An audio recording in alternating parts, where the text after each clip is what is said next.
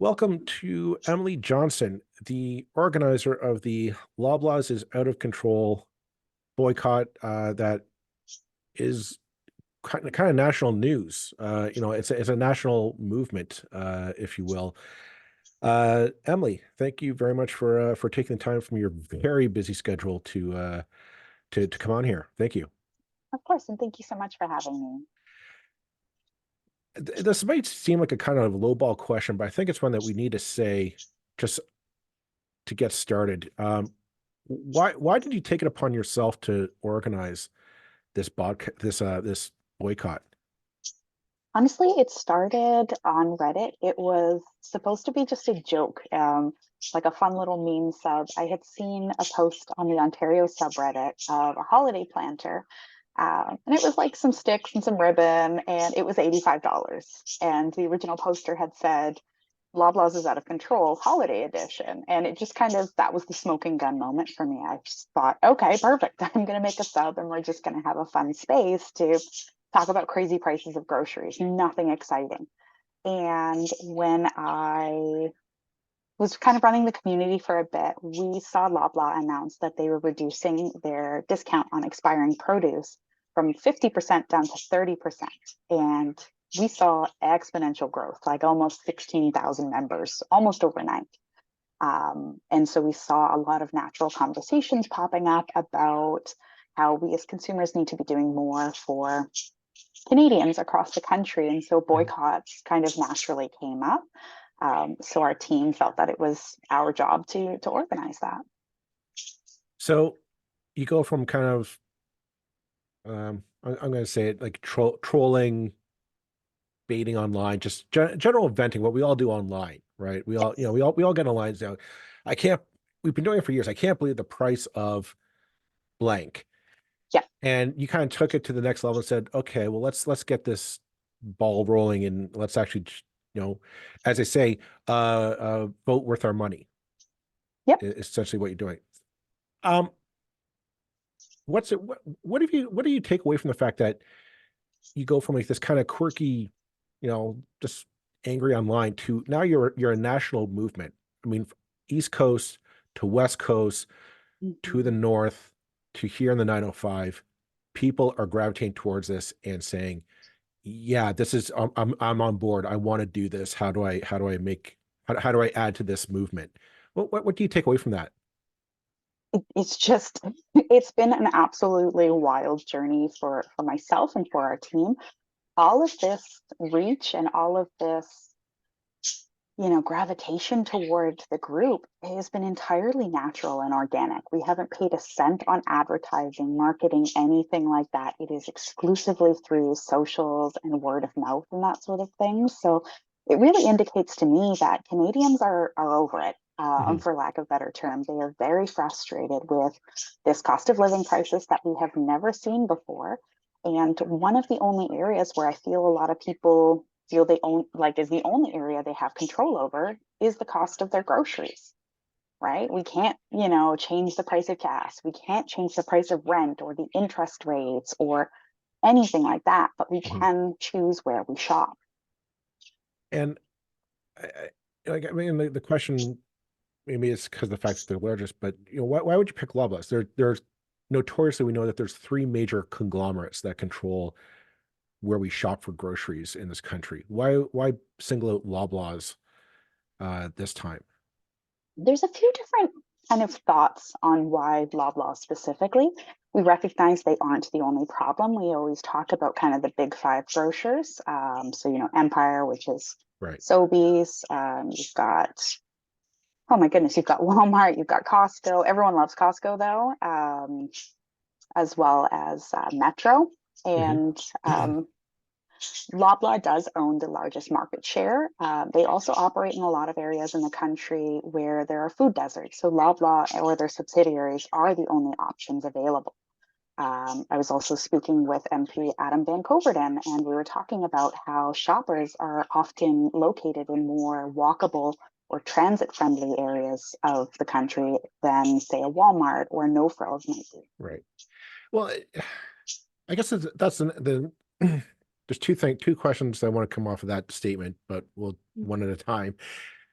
I guess how do you organize this? Because the more I thought about this, I, I'm kind of like, kudos to you for just saying enough's enough and let's do something. But then I got to thinking, we live in 905. We don't have a lot of options to kind of say, oh, well, I don't like the way that you're operating. I'm going to take my money and I'm going to go across the street to another to buy my food somewhere else. And I thought, yeah, but if you really look down, as you said, like Empire, Metro, Loblaws, like how they're all broken down, like we don't really have that option.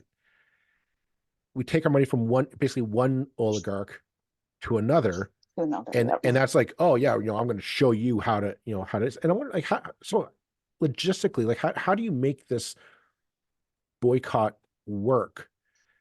That you're actually going to send a message to Galen Weston to say, hey man, shape up. Yeah, I mean, we've done a lot of work as a community to try and educate folks on other alternatives outside of the big five grocers, because I absolutely believe that it doesn't do any good to just take my money from Loblaw and bring it to Walmart or something like that. One of the users in our community has actually created a website called altgrocery.ca, which maps out all of the different non-five grocers across the country, and it's crowdsourced and crowdfunded, so Okay, people are the ones who are submitting brochures that they want to include. Also in the 905, I mean, I'm up in Milton, so I'm very close to all of these different farms available as well. right. Everyone kind of calls me the farm junkie. They're like, if Emily knows of a farm, like she is going to be the person to go to for this. And they just want to take a drive with me. And I'm like, oh, here's where I get my eggs. Here's where I get my meat. Here's where I get this and that. It's just we're super blessed actually to be in an area where there are so many different alternatives outside of those big five grocers. And I think that a big part of this movement is helping draw attention to that and helping educate different folks to find these other options. And kudos to you for shining a light on those smaller um producers. I do question though, again, the efficacy, because there are people who just don't have access to vehicles. They rely Mm-hmm. on public transit to get around their Mm-hmm. communities to do the grocery shopping. And the idea of I'm going out to the country to a farm to buy my eggs directly from there, my meat, my chicken, pork, whatever, my vegetables, produce directly from the source, as you speak. That's a luxury that they don't have. And Mm-hmm. what's your take on that to help those individuals say, well, I do need a break on the price of eggs and milk and bread. Um, Immediately when we announced the boycott, we had also included a number of ways for folks who can't fully avoid Loblaw or Big Five grocers, how they can get involved, because we recognize there are disability concerns, there are mobility concerns, there are folks that don't have vehicles. There are folks living in those food deserts, and there's a couple of folks on our team who can't actually avoid Loblaws themselves, right? So we do recognize that, and we aren't an all or nothing hmm, boycott. It's do what you can. So, we encourage folks to be using their optimum points as much as possible, focusing on purchasing loss leaders, writing to their local member of parliament. And we even created a template letter to make it super, super easy for you and to help you find your local MP as well. We encourage folks to reach out to Loblaw customer support so that they can, ask them to take our movement seriously, as well as just spreading our message, right? You might not be able to boycott, but there are plenty of other folks in your circle who can. mhm. And I think a big part of the virality of this is because of that word of mouth piece. What has been the response from Loblaws to this? So a lot of downplaying that sort of deal. I did actually have a meeting with the CEO of the company, Pear Bank, on the day two of the boycott at Loblaw request. So I had the opportunity to share a lot about the different concerns that our community has raised, some of the things we'd like to see, and Para had the opportunity to share some of the different strategies that they're trying to implement in stores. So it was just a good conversation, and I feel that it was a good first step in what's probably going to be a long journey together. Well, the reason, part of the reason why I wanted to reach out to you is that we've seen boycotts come and go. We people say, oh, I don't like the this, that, or the other thing about a company. We're gonna boycott, and it always fizzles out. There's no actual legs behind it. But this one does seem to have movement. And the reason why I say there does seem to be some legs behind or some strength behind this movement is that you're seeing national media taking out op-eds and kind of not just this quirky group in the 905 are taking on Loblaws, ha ha ha ha. We have like people who are supposed to be experts in fiscal policy and food policy and the like, criticizing you, saying like this is shame on you for going after Galen Weston. Galen Weston is helping feed the masses, and shame on you for not for criticizing him. How dare you? And Hmm. that's kind of what made me say there's something here. Right. There's more to this than just simply a bunch of people grumpy about the price of bread. What what do you take from that? What do you take from the fact that you have people, like as you said before we logged on, you were saying that somebody tried to throw a Sylvan Charleborough, the food professors claim at you, and like what do you take on that? That there seems to be like an actual like movement against you. There are people fighting back against this to try and get you to stop doing this or to I break you. mean, I think that that's a pretty good indication that we're on the right track and that we are doing the right things. We have a lot of laughs about it on our team. Like, imagine fighting against people who are trying to increase food security for Canadians and are trying to shine a light on small local businesses, Mhm. right? It doesn't make sense to me. I guess is the long and short of that answer. It's just, it doesn't really make sense. Why would you be against food security? Well, I think you're being more political than I would be, but kudos to you. I mean, my take was always, when Loblaws and Metro were caught in a price fixing scheme over the price of bread. Um, I don't know if you're a student of history, but there was one thing like the Roman emperors knew not to mess around with was the price of bread. Mhm. If you mess around with literally, if you mess around with bread, they knew that the people would rise up and revolt against the powers that be. Yet Galen Weston and the CEO of Empire and Metro colluded to fix the price of bread. And then Oh, blew the whistle on it and then got to print the money to pay their fine with it. and that's just it. Like, we this isn't I always found this to be an interesting topic because this isn't like a new technology. It's not like somebody's coming out with a new mobile smartphone or new iPhone or Mm. new doohickey that okay, that's kind of neat, and that's there might be a market for that. This is food. Like we need this to live. And we need nutritious food so that we're not eating garbage and we're able to live longer, healthier lives. It's like what do you just have a sense that Canadians are just fed up with this? That it's just, Absolutely. why do why is selling food a billionaire racket? Well, and I think it opens the door to, the ethical and moral dilemma of how much profit is too much. We see this a Mhm. lot from some accounts. They're like, well, they're a business, and what do you expect a business to do but to make money? And, you have to push back and say, okay, yes, we recognize you're a business and we recognize it's your goal to make money, but why are we making this much money when people are going hungry? Right. Like Right. Sorry, go ahead. well, I was just on that note, everybody, I think we all remember a few months ago, Galen Weston and the other CEOs of Empire and Metro in front of the committee in Ottawa and saying, woe is us. We only make 3% profit off the bill, off your bill when you shop at Loblaws or anywhere else. And I maybe the math checks out in some level, but I'm also saying, yeah, but none of us have. I'm not a billionaire, and I don't see many billionaire farmers, and I don't see many billionaire um, snack, food processors around, like the startup food companies. around the Mhm. province. I don't really see a lot of billionaires there. Yep.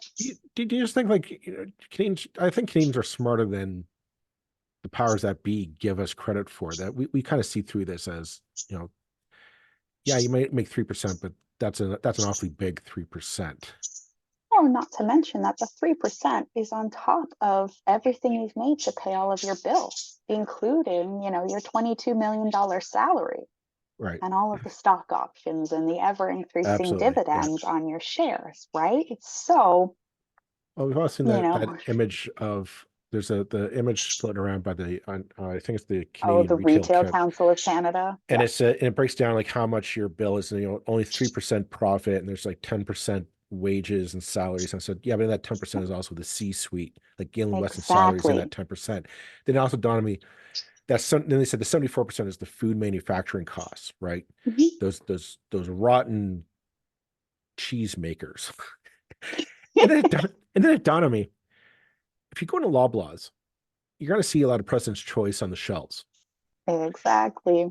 And that President's Choice that's owned by Loblaws. Like Yep. it is a racket that they control how much shelf space They is produce afforded the to, food, they distribute the right. food, they sell the food. And it's like a So, double I mean, dipping yeah, into the pocketbooks of Canadians, and then say, oh, but we're only making a mere 3%. That's, and I'm just I kind of I find it admirable that you and so many other Canadians are just saying, no, we see through mhm, this malarkey, and we're taking a stance. As I think the only way that you can is with your pocketbook. yep. Um, that was me ranting. I didn't really have a question after that, but Oh, okay. I love rants. I we do that. It's a podcast. That's what it's for.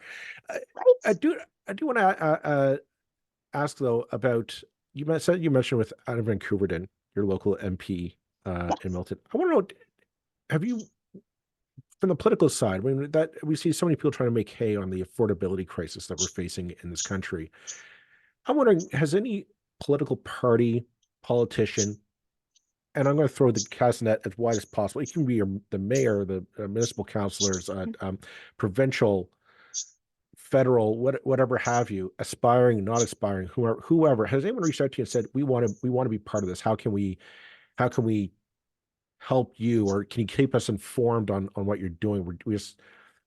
Has anyone reached out to you and kind of wanted to align yourselves formally with your movement?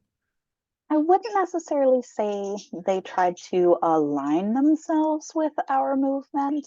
We did have to do a lot of digging and a lot of reaching out on our own accord, particularly to get our e-petition sponsored. We did create an e-petition to ask the House really to enforce antitrust laws and to be looking into the big five grocers. We wanted Mhm. to have a look at all of them. And we had originally sent it to Cody Blois, who is the head of the Agri Foods and Agriculture Committee in the House of Commons, and we never heard a response back. We had also sent it to Jagmeet Singh, who had approached us asking for an AMA or an Ask Me Anything session on our sub. We had said we don't want this movement to be affiliated politically with any specific party. So we said we would be willing to, but after May, after the boycott was kind of completed, never heard back from the office.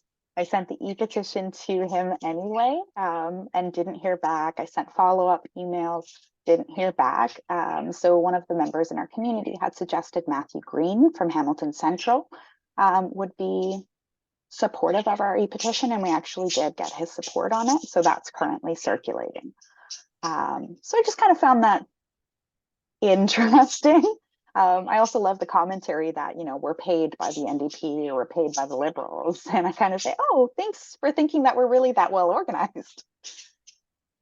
Well, as a former political staffer, I can tell you, no, they don't have the money to pay you. Right? I guarantee you that they don't. But you said that, so basically you've reached out to the Liberals and the NDP to kind of find people's support, mixed. support there. Have the Conservatives reached out to you, or have you reached out to them to say, you guys are big on affordability and whatnot? Are you willing to help us out with this in any shape, way, or form? We have not, in all honesty, and we would be happy to have conversations with MPs of any color, party-wise, I mean, but I understand.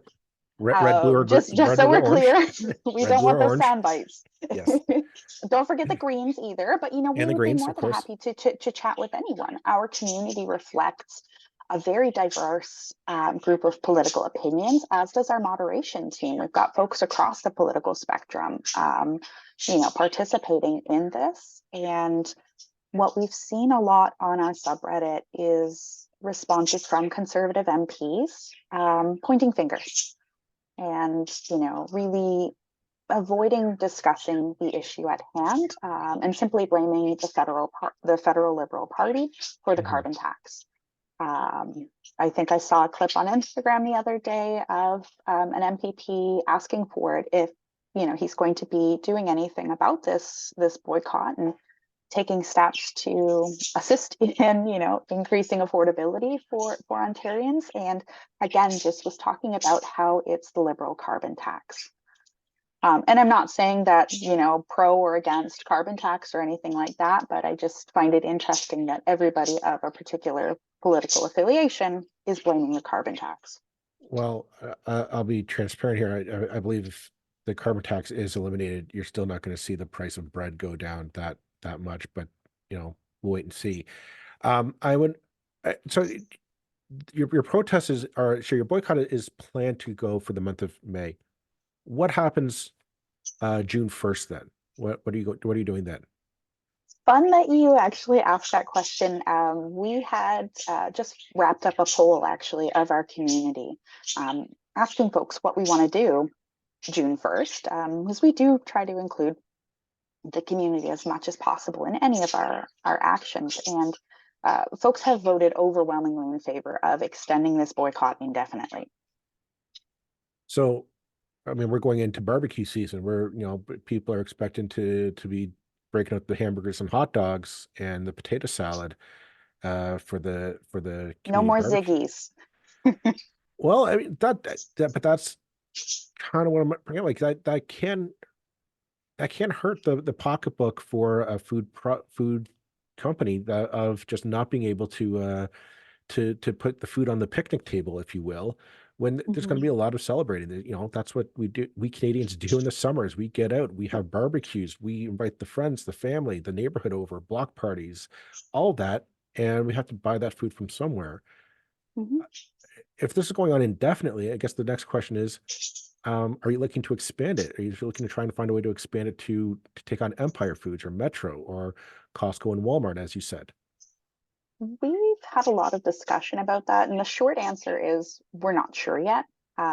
There's been a lot of talk about, oh, we should move on to the other big five grocers. We don't know. I feel that by switching it up or having rolling boycotts, I don't feel it will be as effective as staying pretty focused on one particular grocer. Mhm. And there's always the idea that if you take out the biggest bully, the rest will fall in line, and that's ultimately the hope. So this question I probably should have asked at the beginning, but I didn't, and that's on me. But what's your end goal here? Like when do you say, okay, it's victory, we're good, we're everybody Food back to normal? security for every Canadian.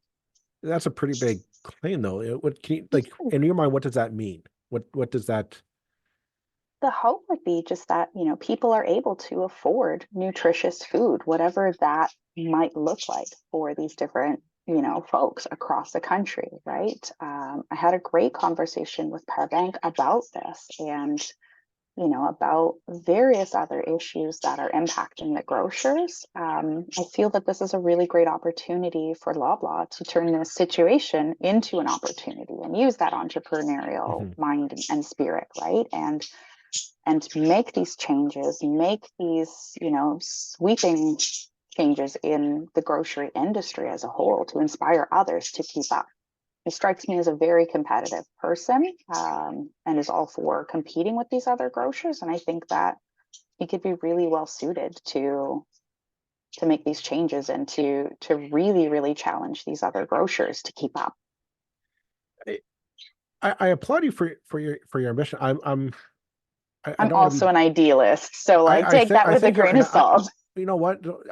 We need idealists in this world. So I'm not going to fault you, but I am a realist as well. And I say we're at a point now where Loblaws is infamously here in Ontario in the 905, trying to get into the healthcare game. Hmm. We keep hearing about how Galen Weston wants to this Maple app Maple Health, yes. health app that's going to and shoppers wants to take on more responsibility for prescribing and distributing drugs, etc. That doesn't strike me as a business plan that's open for moderation, that's open for let's tap the brakes and let's see about becoming more affordable. Are you optimistic that you're going to be able to instill this change on Loblaws? I mean, yes. And that's just kind of my own heart and just given that conversation that we had, I mean, like they're listening. Mhm. They're listening. They know that we're upset. We've caught pretty much everyone's attention from coast to coast, including the company itself. And I think that again, this could be a really great opportunity for everyone. Well, I'm eager to see what comes next. I'm eager to see how this goes, and if you're going to be pushing this on through the remainder of the summer at least, and if you're able to keep it going into especially in the Christmas season, I think that would be astounding. That's another time when people are really in buying food to feed the family. Um, I guess there's no sign of stopping. I'm eager to see if politicians or if they sign on to actually help include this. I personally would love to see to break up all these conglomerates into an actual competitive marketplace. Because that's just I find it's funny that here in the 905, I mean, you think you can. The idea is you can shop around with your money, but I thought I live in Burlington. There's a intersection Walmart and Dundas. Mhm. I don't know if you're familiar with it, but I grew up there. in Burlington, so Okay, so folks, if you're listening, come to Burlington. Go to Walker's Line, Dundas. There's a buildup of the neighborhood. On one side, kitty corner, you have Longos. On the other kitty corner, you have Farm Boy. And people thought, great, two major chains are going to start competing with each other. Then you realize they're all part of the same oligarch. they're both Sobeys. They're both owned by Empire Foods. And I said, how is this possible? How is it that the same company essentially is able to corner I mean, it's the illusion of competition, right? It's the illusion of, Hmm. oh, I don't like your pricing. I'm going to go across the street and buy bread over here. And that's not what we get. And I applaud you because I think the challenges that we face are huge because we just let ourselves get into this position. Well, and this is also, something that happens on the municipal level as well, right? When you've got sorry, those are my budgies. Ignore them. Back here. They're just crazy. I'm surprised they haven't landed on me while I've been That make an talking. amazing shot, but continue. Sorry. Right, super fun.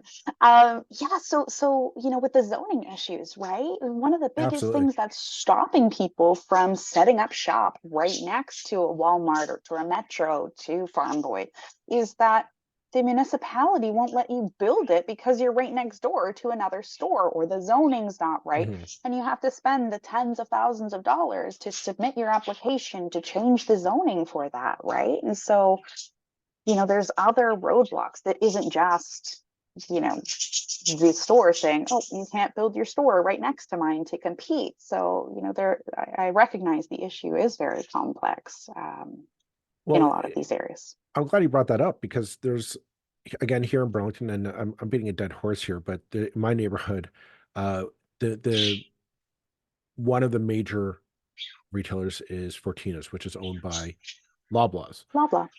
Yeah. There's been a big push though at the end of one city to uh there's a big they're trying to get more people to move in that area, and there's an increase in population. They said, well, we need more food purchasing options at that end of the city.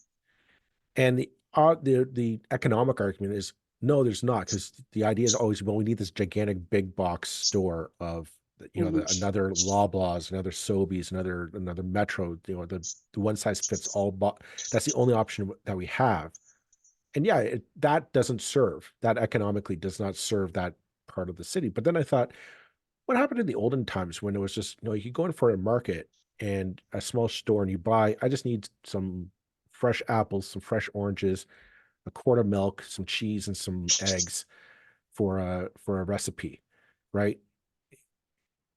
Like there's a time that we just bring it back to a more simpler age when you actually have Mm, competition. You have, Emily's produce stand across from mhm, Joel's meat shop. And the idea was like, yeah, I go there for my chicken. I go to Emily's for my potatoes and carrots or whatever have you. mhm. Uh, you know, uh, or should we allow more online? We keep talking about there's more online options of uh, able to purchase fresh food or fresh produce, fresh meats online and have it delivered the next day, etc. I'm like, do you think we just need to start kind of throwing caution on the wind and stop protecting this model that really hasn't served us that well I mean, to personally, date? yes, I think that that's probably one of the best ways forward. Again, some of our critics really come out and say, "Oh, well, you can't be supporting Walmart because Walmart isn't a Canadian company." Okay, but what incentive is there for me to support Canadian companies when they're Right. gouging us left, right, and center and colluding to fix the price of bread, Good point. right? So, we're going to go where it's cheapest. And we're seeing deals popping up in some of these other grocers, like pre-pandemic prices. Um, so let's go back. We've also seen tons of people popping up with discussions, and myself included, growing gardens. I have a Mm. shared space in the back with my neighbors, and I said, "Hey, I'm going to be building a garden bed this year." And now they're all like, "Oh my God, I want to do that too!" And so it's been super fun for the kids. They've been loving going out to, water the plants.